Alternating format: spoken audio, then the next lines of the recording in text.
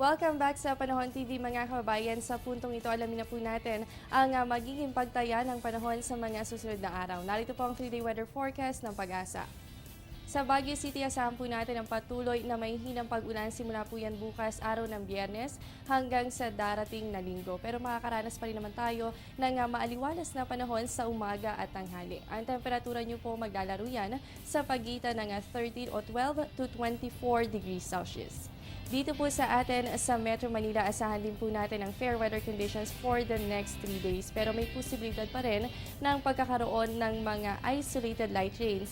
Dala pa rin po yan ng hanging amihan. At dito naman sa atin, ang agwat ng temperatura ay nasa pagitan lamang ng 19 to 30 degrees Celsius.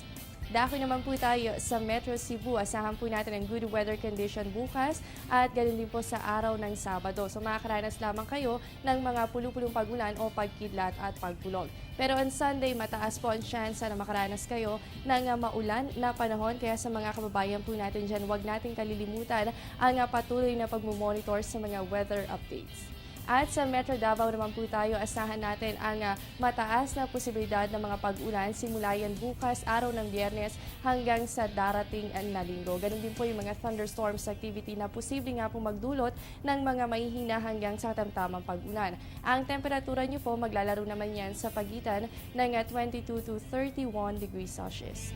Panghuli na lamang po sa Zamboanga City, asahan naman natin dito ang good weather condition. Ito po yung partly cloudy to clouded skies with isolated rain showers and thunderstorms. Yung mga localized thunderstorms natin, madalas lamang yan sa hapon o kaya po ay sa gabi at magpapatuloy po yan sa susunod na 3 araw.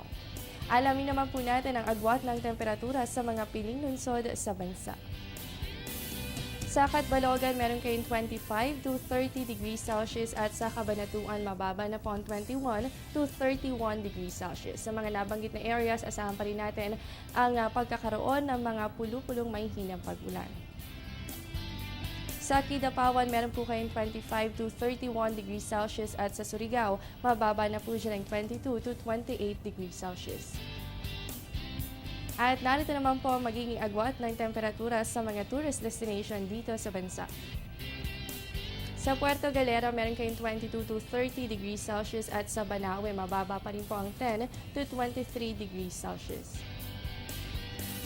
Sa Camiguin, meron kayong 23 to 31 degrees Celsius habang sa Naga ay mababa na rin po ang 23 to 29 degrees Celsius. Sa mga nabanggit na areas, asahan din po natin ang pagkakaroon ng fair weather condition ngayong araw ng Huwebes.